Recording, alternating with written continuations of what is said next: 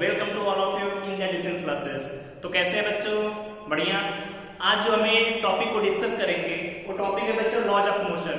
बहुत ही important topic है और एग्जाम में आप देखेंगे जितने भी डायग्राम वाले क्वेश्चन आते हैं वो मैक्सिमम इसी टॉपिक से आते हैं। तो टॉपिक बहुत इंपॉर्टेंट है और इससे पहले भी तक हमने फिजिक्स में क्या क्या डिस्कस कर लिया।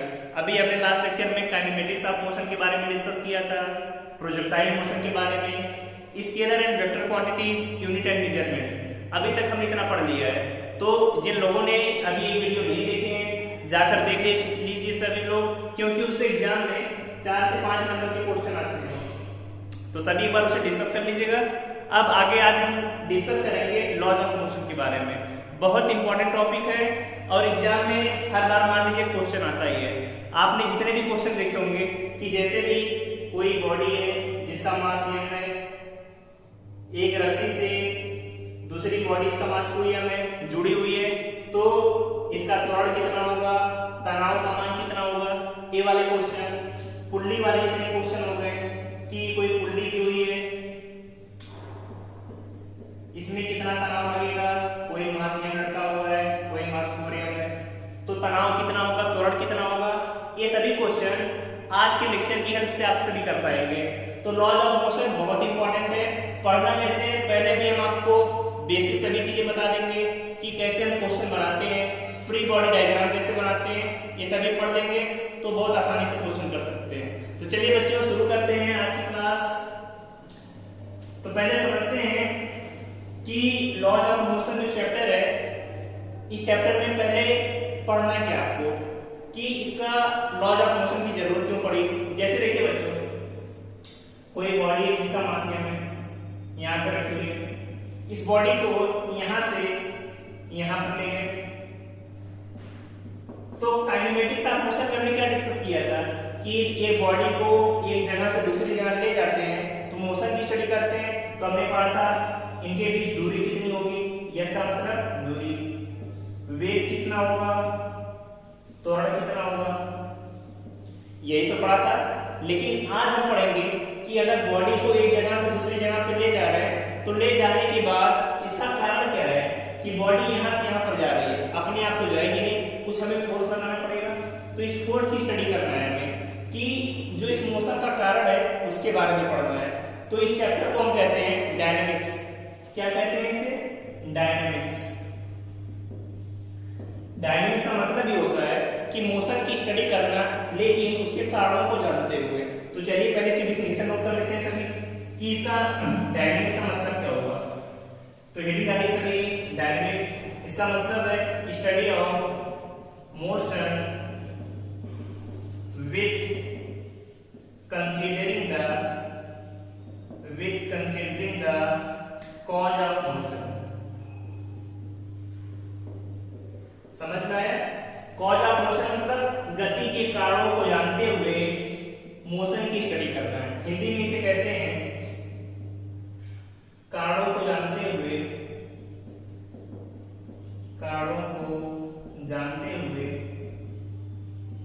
गति का अध्ययन करना।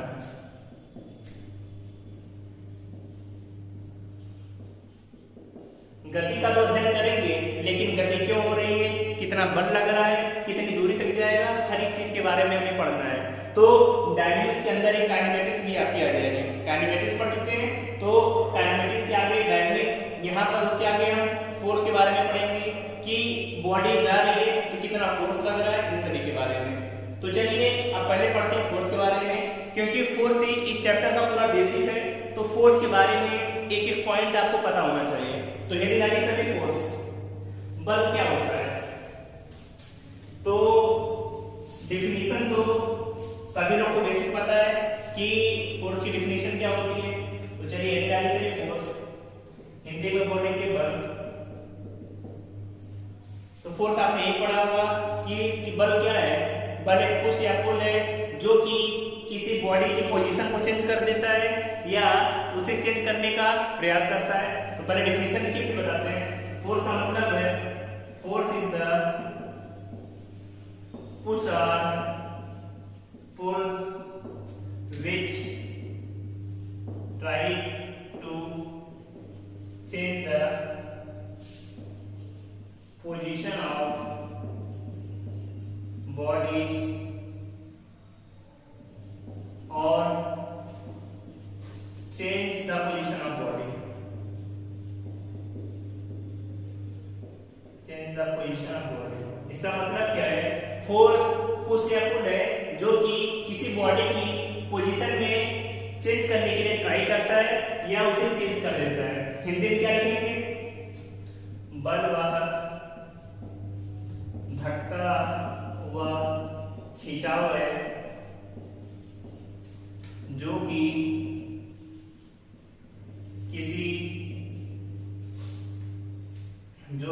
पिंड की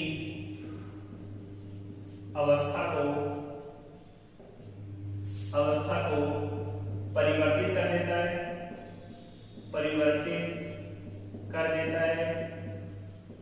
अथवा परिवर्तित करने का प्रयास करता है फोर्स के बारे में समझ में आ गया कि फोर्स क्या है? पुश या पुल है जो कि किसी बॉडी की पोजीशन को चेंज कर देता है या चेंज करने का ट्राई करता है। ये तो फोर्स आ गया। अब फोर्स के बारे में एग्जांपल से दोस्तों अगर देखते हैं यहाँ पे, जैसे कोई बॉडी है जिसका द्रव्यमान किसी सरफेस पे रखी हुई है। अब क्या होगा? कोई बल हम लगाएंगे, अगर इस बल का मान इसके और इसके घर्षण बल से ज्यादा होगा तो इसकी पोजीशन में चेंज हो जाएगा, बॉडी यहाँ पर आ जाएगी। तो बल का मतलब समझ में आया कि बल का मतलब है जो किसी वस्तु की स्थिति में परिवर्तन कर दे या परिवर्तन करने का प्रयास करे। तो बल के बारे में सभी को समझ में आ गया। अब पढ़ते हैं कि बल की क्या क्या प्रॉपर्टी होती है उसके बारे में। तो सभी लिख डालिए प्रॉपर्टीज ऑफ फोर्सेस, बल के गुण। प्रॉपर्टीज ऑफ फोर्सेस, बल के गुण।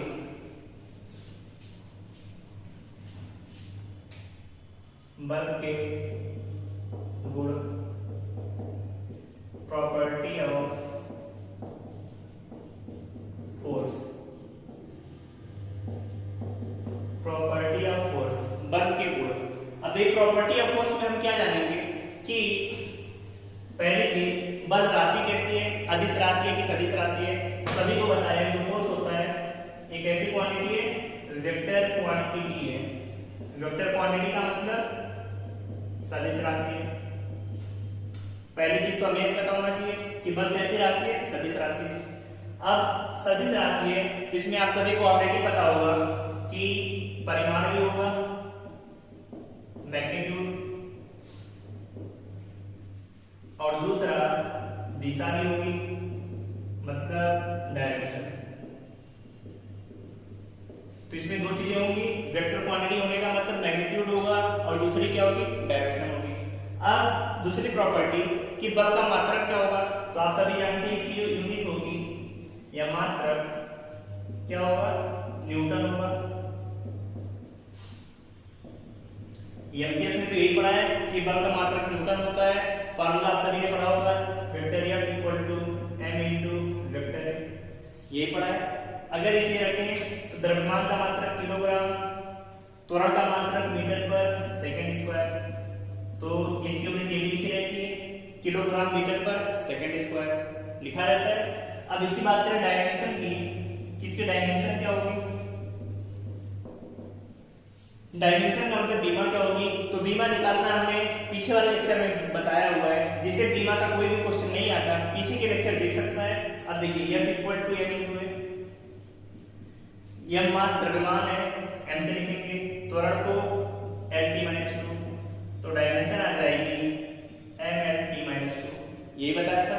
अब एक मात्रक आप सभी ने पढ़ा होगा कि एमकेएस में तो इसका मात्रक न्यूटन होता है, लेकिन सीजीएस में मात्रक क्या होता है, तो सीजीएस में क्या कहते हैं, डाइन। तो सीजीएस में जो इसका मात्रक होगा सीजीएस में उसे कहते हैं डाइन। अब जो डाइन सीजीएस में मतलब मात्रक क्या होगा, ग्राम सेंटीमीटर पर सेकंड स्क्वायर लिखेंगे, चीजें वही आएंगी। अब ये पता होना चाहिए कि एक न्यूटन में 10⁵ डाइन होते हैं। इतनी सभी बेसिक चीजें थी, इसकी प्रॉपर्टी थी जो सभी को पता होना चाहिए, तो नोट कर लेना, नोट कर लीजिए सभी से। और एक चीज आप सभी को पता होना चाहिए इसमें, थर्ड चीज कि जैसे हम कहीं पर बल हमें निकालना होता है तो हमें ये पता होना चाहिए कि बल किस बिंदु पर कार्य कर रहा है, कि मतलब पॉइंट ऑफ एक्शन, इसका मतलब किस बिंदु पर कार्य कर रहा है। कभी भी जब बल निकालते हैं तो बल पॉइंट ऑफ एक्शन मतलब किस बिंदु पर कार्य कर रहा है हमें पता होना चाहिए, तभी जाकर आप बल का मान निकाल सकते हैं। अब पता चले जैसे कोई बॉडी है, बल यहाँ पर लगा हुआ है और आप सीधे लगा रहे इस तरीके का फार्मूला, तब तो मान तो गलत आ गया ना। तो इसमें पता क्या होना चाहिए, पहले तो वेक्टर क्वांटिटी, मैग्नीट्यूड, डायरेक्शन, दूसरा मात्रक, सीजीएस में क्या होता है, और तीसरा पॉइंट ऑफ कांटेक्ट कि किस जगह पर बल कार्य कर रहा है पता होना चाहिए। इतनी चीजें अगर आपको पता है तो आपने बल के बेसिक के बारे में सीख लिया है। बाकी आगे और डिस्कस करेंगे कि बल कितने टाइप के होते हैं। तो चलिए सभी हेडिंग डालिए, टाइप्स ऑफ फोर्स, बल के प्रकार, टाइप्स ऑफ फोर्स या बल के प्रकार। हेडिंग डालिए सभी, बल के प्रकार, टाइप्स ऑफ फोर्स। हिंदी में कहते हैं बल के प्रकार। कि फोर्स कितने टाइप के होते हैं ये तो पता होना चाहिए सभी को। अब देखिए जो फोर्स के टाइप है, तो वैसे तो फोर्स बहुत टाइप के होते हैं, लेकिन जो आपको यहाँ पर पढ़ना है वो है बेसिकली 2 टाइप्स के। पहला जिसे हम कहते हैं संपर्क बल, संपर्क बल इंग्लिश में कांटेक्ट फोर्स। पहले बात क्या है, संपर्क बल, कांटेक्ट फोर्स। दूसरे कहते हैं असंपर्क बल, असंपर्क बल मतलब नॉन कांटेक्ट फोर्स। और भी फोर्स होते हैं जैसे आपने पढ़ा होगा, इन सभी के बारे में जानते हैं, जैसे आपने पढ़ा होगा वीक फोर्स, न्यूक्लियर फोर्स, ये भी फोर्स के टाइप है। लेकिन जो ये भी फोर्स है इन्हें भी बाद में इंक्लूड कर दिया गया था कांटेक्ट और नॉन कांटेक्ट में, तो इनके बारे में इस चैप्टर में नहीं पढ़ना है। वीक फोर्स आप सभी ने वान डेर वाल्स का मान सुना होगा, जैसे आप पढ़ते हैं केमिस्ट्री में 2 मॉलिक्यूल है M1 M2, उनके बीच जो फोर्स रखते हैं, मॉलिक्यूल के बीच में बहुत छोटे फोर्स होते हैं, इन्हें वीक फोर्स कहते हैं। आपने सुना होगा van der Waals force, van der Waals force, ये सब वीक फोर्स में आते हैं। बात करें न्यूक्लियर फोर्स की, तो न्यूक्लियर फोर्स भी बहुत इंपॉर्टेंट है। आप सभी ने जैसे कोई न्यूक्लियस है, न्यूक्लियस में प्रोटॉन होगा, न्यूट्रॉन होगा, इनके बीच के बारे में फोर्स की स्टडी करेंगे तो न्यूक्लियर फोर्स आता है। लेकिन इस चैप्टर में इनके बारे में स्टडी नहीं करना है, हमें किस चीज के बारे में स्टडी करना है कि कांटेक्ट फोर्स क्या होता है, नॉन कांटेक्ट फोर्स क्या होता है। अब कांटेक्ट फोर्स का मतलब क्या हो गया बताइए, कि जब कोई भी दो बॉडी कांटेक्ट में होंगी, जब कोई भी दो बॉडी कांटेक्ट में होंगी तो उनके बीच जो फोर्स कार्य करेगा कांटेक्ट फोर्स होगा। अब कांटेक्ट फोर्स कौन कौन से होते हैं ये तो पता होना चाहिए। तो आप सभी ने सुना होगा फ्रिक्शन फोर्स, फ्रिक्शन फोर्स। अब इन सभी के बारे में डिटेल में डिस्कस करेंगे, पहले आप टाइप जान लीजिए। फ्रिक्शन फोर्स इसे कहते हैं घर्षण बल। दूसरा आपने सुना होगा नॉर्मल फोर्स, नॉर्मल फोर्स इसे कहते हैं प्रतिक्रिया बल, प्रतिक्रिया बल। तीसरा सुना होगा तनाव बल, इंग्लिश में कहते हैं टेंशन फोर्स, टेंशन फोर्स, तनाव बल। ये सब किसके टाइप है, कांटेक्ट फोर्स के, याद रहेगा सभी को। फिर आते हैं नॉन कांटेक्ट फोर्स में। तो नॉन कांटेक्ट फोर्स का मतलब जब कोई भी दो बॉडी कांटेक्ट में नहीं आ रही है, दूर दूर रखी हुई है, लेकिन उनके बीच कोई फोर्स कार्य कर रहा है। जैसे सुना होगा आप सभी ने gravitation force, gravitational force. Gravitational force का हिंदी में कहते हैं गुरुत्वीय बल। इसका मतलब है जब कोई भी ग्रेविटेशनल फोर्स के बारे में पढ़ा होगा कि दो बॉडी है, जैसे कोई बहुत दूर है, एक कोई दूसरी जगह पर, उन दोनों के बीच में तभी तो कोई बॉडी ऊपर फेंकने पर नीचे आती है। देखते हैं कांटेक्ट में नहीं होगा फिर फोर्स लगता है, उसे कहते हैं ग्रेविटेशन फोर्स। दूसरा पढ़ा होगा इलेक्ट्रोस्टैटिक फोर्स, इलेक्ट्रोस्टैटिक फोर्स जिसे हम कहते हैं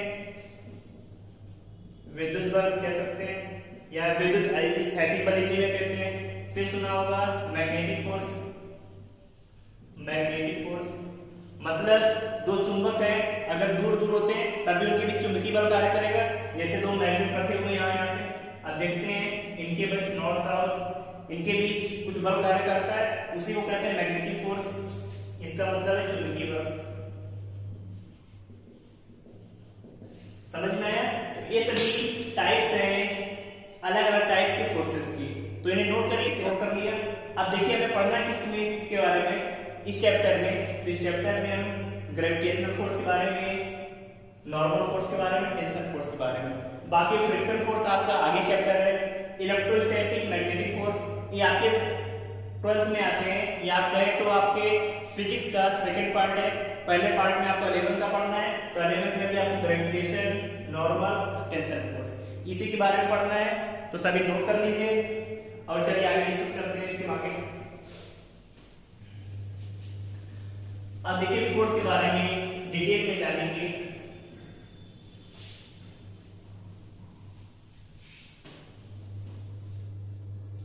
तो चलिए पहले जानते हैं ग्रेविटेशनल फोर्स के बारे में। ग्रेविटेशनल फोर्स के बारे में कि ग्रेविटेशनल फोर्स होता क्या है। आपने देखा होगा जैसे कोई भी बॉडी रखी हुई है द्रव्यमान, तो हमेशा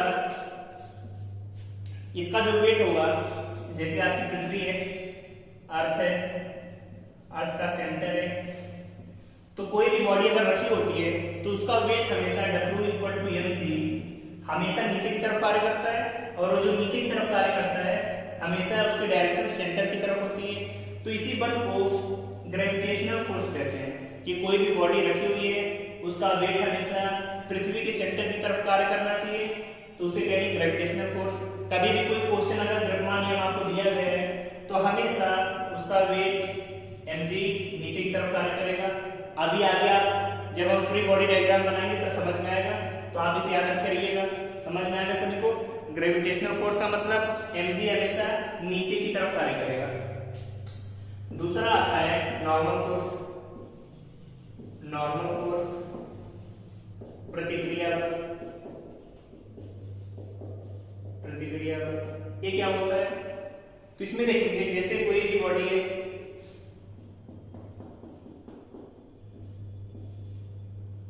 m नीचे रखा हुआ है, तो देखिए प्रतिक्रिया बल को कार्य करने के लिए पहली चीज होना चाहिए कि कांटेक्ट होना चाहिए, मतलब संपर्क। अगर कोई भी बॉडी रखी हुई है, दो बॉडी दूर दूर है, यहाँ पर एक यहाँ पर, तब इनके बीच कोई भी कांटेक्ट फोर्स नहीं करेगा। लेकिन कोई भी दो बॉडी पास पास है, कांटेक्ट में है, ऊपर नीचे किसी भी तरीके से कांटेक्ट में है, तो उनके बीच हमेशा नॉर्मल फोर्स कार्य करेगा। ये सब क्यों बता रहे हैं, क्योंकि जब अभी आपको फ्री बॉडी डायग्राम सिखाएंगे वहां पर इनकी जरूरत पड़ेगी, समझ में आया। अब देखिए इसमें नॉर्मल कांटेक्ट फोर्स में हमेशा इसका भार W=mg नीचे कार्य करेगा। अब देख रहे दोनों बॉडी इस सरफेस आपकी कांटेक्ट में है, तो ये जो सतह है इस बॉडी पर क्या लगाएगी, एक प्रतिक्रिया बल लगाएगी, जिसे हम n से लिखते हैं नॉर्मल फोर्स। समझ में आया कि कोई भी सतह अगर किसी पिन के कांटेक्ट में है तो उसके ऊपर की तरफ हमेशा एक फोर्स लगाएगी, जिसे कहते हैं नॉर्मल फोर्स। समझ में आया।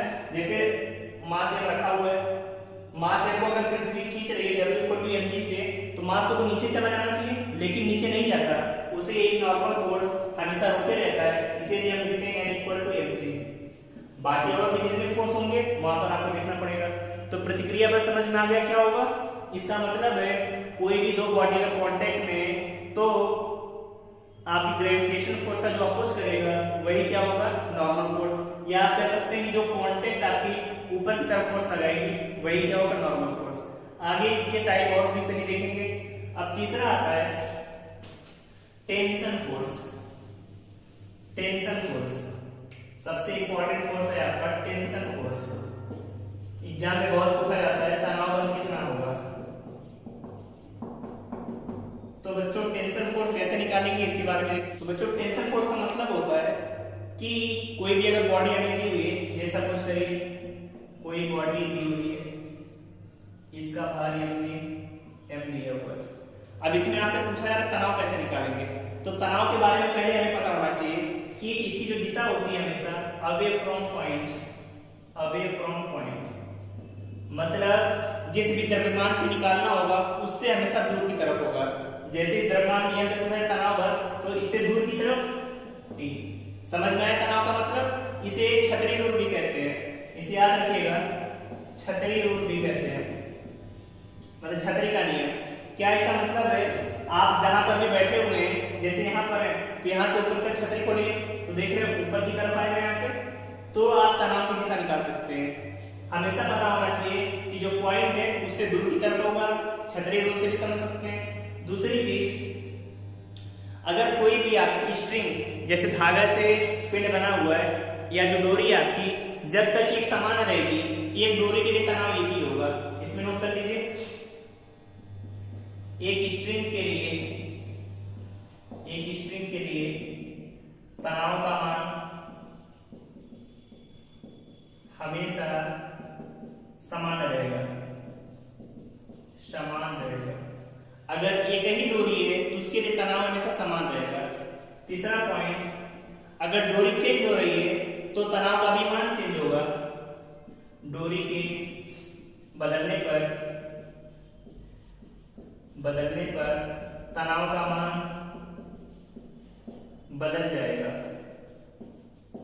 तनाव का मान बदल जाएगा। समझ में आया सभी को? ये सभी पॉइंट हैं। अब अभी आपको एक एग्जांपल देके दिखाते हैं कि कैसे आपको निकालना है टेंशन फोर्स। इतना समझ में आ गया सभी को? जैसे देखिए यहाँ पे दो पिंड है, यहाँ पे मास एक का m है, डोरी से लगे हुए हैं, इसका मास 2m है। ऐसे बाहर से कोई बल लगा के खींचा जा रहा है और आपसे पूछे कि इस डोरी में तनाव का मान कितना आएगा तो कैसे निकालेंगे? तो इसके लिए भी फ्री बॉडी डायग्राम सीखेंगे। तो पहले बात करें मास m की। जब इस पर बल की बात करेंगे तो तनाव बल कैसे निकालेंगे? हमेशा इस बल से दूर की तरफ तनाव सेम रहेगा। इस पिंड पे निकालना है तो तनाव का मान हमेशा इससे दूर की तरफ रहेगा और समान होगा। इस बॉडी पर एक ही फोर्स लगना था, हो गया।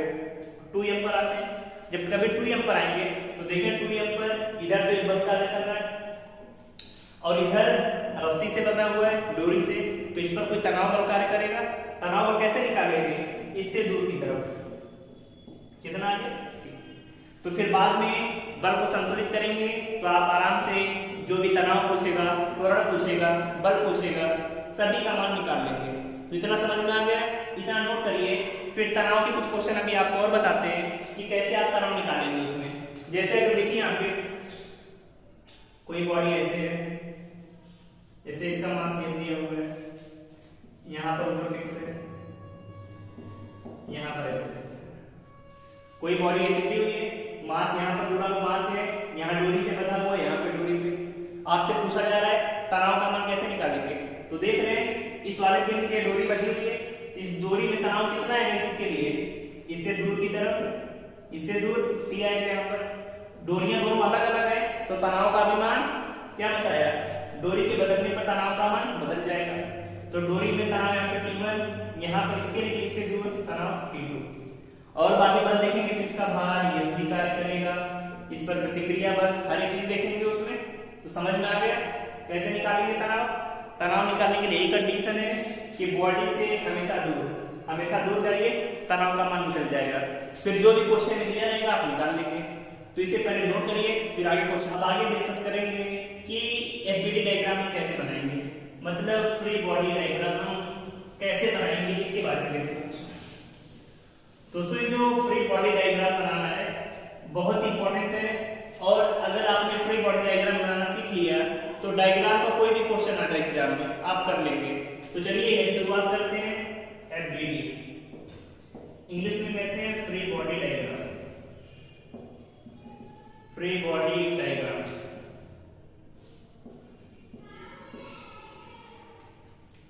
फ्री बॉडी डायग्राम बनाने के लिए आपको कुछ पॉइंट पता होना चाहिए। जैसे कोई भी अगर हमारी बॉडी दी हुई है तो हमेशा उसे क्या लिखेंगे? बॉडी को हमेशा हम पॉइंट मास बनाकर कंसीडर करेंगे।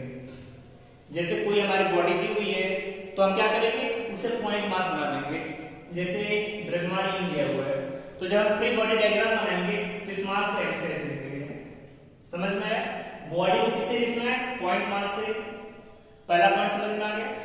दूसरा पॉइंट जो इंपॉर्टेंट है कि इस बॉडी पर कितने फोर्स लग रहे हैं। इस बॉडी पर याद रखना है कि इस बॉडी पर कितने फोर्स लग रहे हैं और इसके अगल बगल कितने फोर्स, इससे मतलब नहीं है। इस बॉडी पर कितने फोर्स लग रहे हैं इन सभी को आपको दिखाना है। All forces acting on the body, इसे लिख सकते हैं show all the forces acting on the body, मतलब आपकी बॉडी पर कितने बल कार्य कर रहे हैं इस चीज को दिखाना है। अगर इन दोनों चीजों को आपने दिखा दिया तो समझिए फ्री बॉडी डायग्राम आपका बन जाएगा। और तीसरी चीज आती है किस फ्रेम में है। फ्रेम के बारे में भी आप आगे पढ़ेंगे कि फ्रेम का मतलब होता है किस तंत्र में रखी हुई है, कि इस बॉडी में कौन उसे देख रहा है, ऑब्जर्वर कौन है वहां पे, प्रेक्षक कौन है, इसके बारे में। तो ये इतना इंपॉर्टेंट नहीं है। इंपॉर्टेंट है आपका बॉडी पे पॉइंट मास, दूसरा कितने फोर्स लग रहे हैं उन सभी को दिखाना है। अब एग्जांपल से समझा के समझ में आ जाएगा। तो पहले दोनों पॉइंट नोट कर लीजिए, समझते हैं एग्जांपल से। एग्जांपल से समझेंगे कैसे से, जैसे कोई भी बॉडी है, इसका मास m दिया हुआ है, यहां पर रखी हुई है। अब आपसे कहा जा रहा है कि इस पर प्रतिक्रिया बल कितना लग रहा है, तब आप कैसे निकालेंगे। तो पहला आपका काम क्या होगा, फ्री बॉडी डायग्राम दिखाना है। अब देखिए बॉडी दी हुई है तो बॉडी पे हमें पता है इसका मास mg, वेट हमेशा नीचे की तरफ, और दोनों कांटेक्ट में है। तो जब दो चीजें कांटेक्ट में होती हैं तो यहाँ पर क्या लगता है R, जिसे कहते हैं प्रतिक्रिया बल। प्रतिक्रिया बल इसे n भी लिखा रहता है तो आप n से लिखिए नॉर्मल फोर्स। तो क्या करेंगे, फ्री बॉडी डायग्राम कैसे बनाएंगे। मास m था तो मास m लिख दिए, वेट mg काम कर रहा है नीचे की तरफ mg, ऊपर की तरफ कितना है n। समझ में आ गया, इसे कहते हैं FBD, फ्री बॉडी डायग्राम। इससे क्या होगा, क्वेश्चन आपका कम प्लेस में आसानी से कितने फोर्स लग रहे हैं आपको दिख जाएगा। अब देखेंगे कितने फोर्सेस पे लग रहे हैं, तो यहाँ पर तो दो ही फोर्स लग रहे हैं, ऊपर की तरफ m लग रहा है, नीचे की तरफ mg। तो प्रतिक्रिया बल का मान कितना आ गया, n = mg। समझ में आया। तो पहला एग्जांपल था, नोट करिए। आगे और एग्जांपल कराते हैं और आपको FBD बनाना सिखाते हैं। तो नोट करिए सभी से पहले, फिर आगे और क्वेश्चन देखेंगे।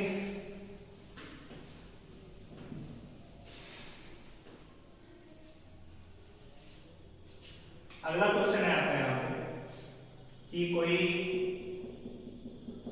स्ट्रिंग है, यहाँ पर मास m1 है, नीचे मास m2। दो स्ट्रिंग आपकी लगी हुई है यहाँ पर। पहली स्ट्रिंग पे मास m1 है, फिर नीचे दूसरी स्ट्रिंग है मास m2 है। तो पूछा जा रहा है आपसे t1 और t2 का मान कैसे निकालेंगे।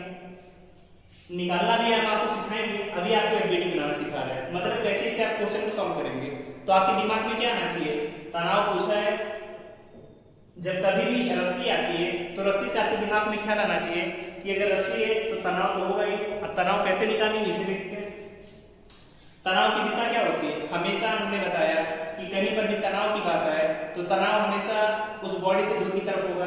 पहले आते हैं m2 पर, m2 पे देखेंगे तो इसका वेट हमेशा नीचे की तरफ काम करेगा, तनाव उसका हमेशा ऊपर की तरफ, इससे दूर की तरफ।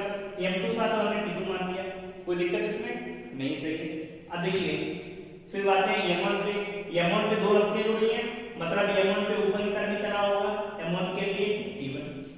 अब बताइए यहाँ पर जो तनाव काम करेगा इसका मान कितना होगा, t1 लिखेंगे t2 लिखेंगे। तो काफी लोग सोचेंगे यहाँ ऊपर t1 तो नीचे भी t1। गलत, क्योंकि रस्सी तो एक ही है ना यहाँ पे, और रस्सी एक है तो हमेशा तनाव का भी मान सेम होगा, तो t2 आएगा। समझ में आया। इसके लिए t2 था, इसके लिए इधर t1 नीचे t2। समझ में आ गया। अब देखिए फ्री बॉडी डायग्राम कैसे बनाएंगे इसका। फ्री बॉडी डायग्राम में पहले लेते हैं m2 को, तो मास था पॉइंट से बना दिया m2, कोई दिक्कत नहीं। वेट इसका m2 जी, नीचे काम कर रहा था, नीचे बना दिया। तनाव कितना था t2, ऊपर की तरफ। और कोई बल लग रहा है इस पर, नहीं लग रहा है, कितना ही तो दिखाना क्या होता है, कितने बल लग रहे हैं, तो m2g ऊपर t2, दोनों को बैलेंस कर देंगे, t2 इक्वल टू m2g, बन गया आपका एफबीडी। समझ में आया कैसे बनता है? अब आते हैं m1 पर। m1 का कैसे बनाएंगे? m1 को पहले क्या करेंगे, m1 दिया है तो पॉइंट मास लिख दिया m1, समझ में आ गया। अब देखिए m1 पर कितने बल लग रहे हैं, पहला चीज m1 है तो वेट नीचे की तरफ, m1g वेट तो हमेशा नीचे होगा। दूसरा काम, इस पे तनाव T2 लग रहा है नीचे की तरफ, तो तनाव दिखा दिए T2 नीचे की तरफ। फिर क्या लग रहा है, तनाव T1 ऊपर की तरफ, तो तनाव T1 और कितना है, ऊपर की तरफ। तो देख रहे हैं यहाँ पर तीन फोर्स काम कर रहे हैं, एक T1 ऊपर की तरफ, T2 और M1g नीचे की तरफ। तो क्या करेंगे आप, देखिए ऊपर कितना है T1, नीचे कितना है T2 प्लस M1g। तो इस तरीके से आप क्वेश्चन का आंसर निकाल लेंगे। बाकी T1, T2, M1, M2 सब निकालना भी आपको बता देंगे। फ्री बॉडी डायग्राम बनाना आगे कैसे बनाते हैं, नोट कर लिया। अब ऐसे एक पुल्ली वाला क्वेश्चन देते हैं, पुल्ली वाले क्वेश्चन में आप सभी को बनाना है, तो नोट करिए इसे। फ्री बॉडी डायग्राम बहुत इंपॉर्टेंट है, सीख लिए सभी। इतने आसानी से आपको बता रहे हैं, इतना सीख लिया तो कोई भी क्वेश्चन आएगा कर लेंगे। अब ऐसे आता है पुल्ली वाला क्वेश्चन। पुल्ली वाले क्वेश्चन में क्या होगा, कोई आपको पुल्ली दी रहेगी, पुल्ली कहीं पर बंधी रहेगी, यहां पर मास m1 है, यहां पर मास m2। पूछेगा फ्री बॉडी डायग्राम बनाई m1 का, m2 का, पुल्ली का। तो पहले आते हैं m1 पर।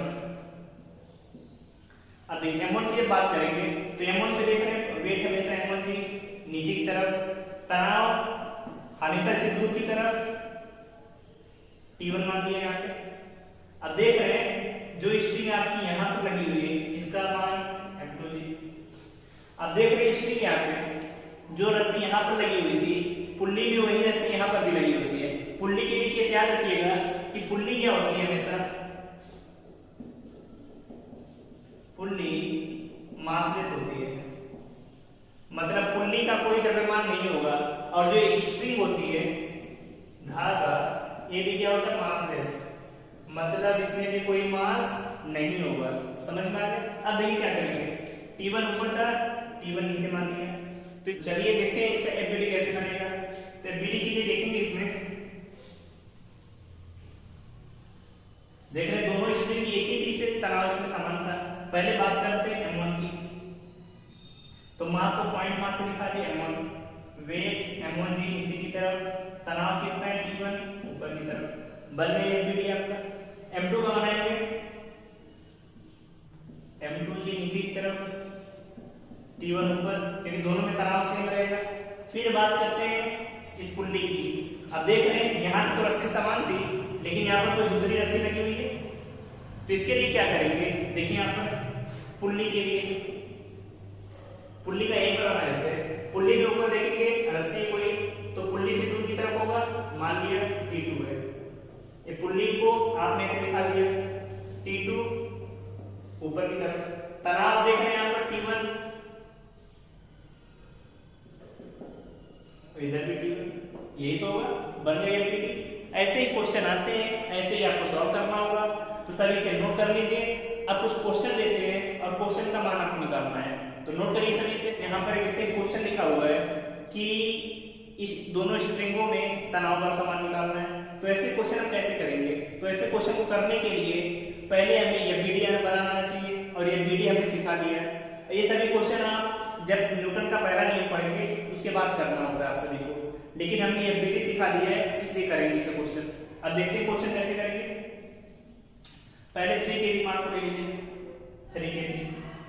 तो देखिए इस पे फोर्स कौन से काम कर रहे हैं, यहाँ पे देखिए पहले तो 3g नीचे की तरफ, इसमें कुछ तनाव होगा, मान लीजिए T1 ऊपर की तरफ। फिर इस बॉडी पर आते हैं, कोई तनाव T2 क्योंकि रस्सी चेंज हो गई, और नीचे की तरफ T1 क्योंकि रस्सी सेम है। तो इस पे कितना काम कर रहा है, ऊपर तनाव T1, तो T1 का मान कितना आ गया, 3g के बराबर, और g का मान तो 10 दिया है, तो 30 न्यूटन। तो इस तरीके से कर लेंगे सभी। तनाव बल का मान निकालना बहुत आसान है, सिंपली ये पीडी बनाइए, जितने बल लग रहे दिखा दीजिए। फिर आते हैं 2 kg पर, 2 kg दिया है बस। अब देखिए पहले तो इसका वेट 2g नीचे काम करेगा, तनाव देखना है इस पर, एक T1 नीचे की तरफ काम कर रहा है तो तनाव T1, ऊपर T2 काम कर रहा है T2, और तो कुछ नहीं लग रहा है 2 kg पर, क्योंकि 2 kg को लिया है तो 2 kg पे जितने बल लग रहे हैं सभी को दिखाना है। तो यहाँ से T2 का मान कितना आ जाएगा, नीचे T1 प्लस 2g, और T1 का मान तो निकाल लिया 30 प्लस 2 गुणे 10 50 न्यूटन। समझ में आया बच्चों? ऐसे ही पीडी के क्वेश्चन आते हैं। बाकी जब न्यूटन का पहला नियम आपको बताएंगे, तरीका बताएंगे, फिर ये पीडी के ऐसे बहुत सारे क्वेश्चन आप सभी कराएंगे जैसे एग्जाम में पूछे जाते हैं। बस आप सभी जितनी चीजें बताई अच्छे से पढ़ लीजिए, रिपीट कर लीजिए, एग्जाम का कोई भी क्वेश्चन आ जाए आप कर लेंगे। तो आप सभी चैनल को बच्चों ज्यादा से ज्यादा लाइक करिए, शेयर करिए, सब्सक्राइब करिए, और आपके कांटेक्ट में जितने भी लोग हैं जो भी एयरफोर्स, नेवी, इंडियन तैयारी करते हैं उन्हें शेयर करिए। थैंक यू दोस्तों, all the best, bye bye.